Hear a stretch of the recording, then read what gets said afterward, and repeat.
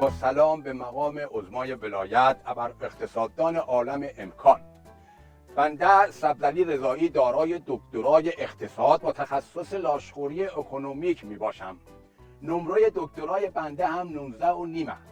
همه سوالات را جواب دادم. فقط سوال بود که درباره مهار تورم و قدرت خرید و حفظ ارزش پول ملی و رشد اقتصاد بود که نیم نمره داشت. او را بلد نبودم، 19.5 شدم.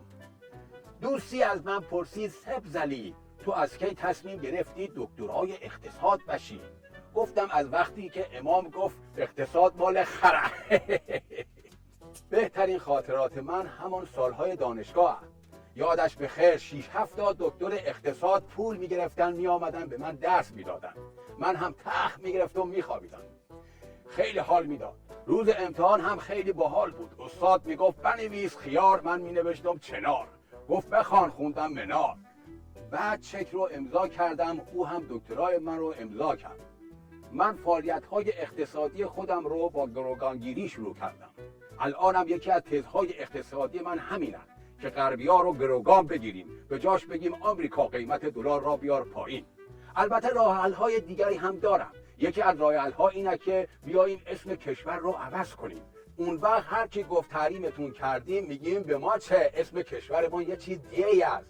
یکی دیگر از راه حل‌های من اینه که یه صفر از پولمون کم کنیم. اینجوری هم دلار میشه 6000 تومان، نقشه های دشمن هم نقشه بر آب میشن.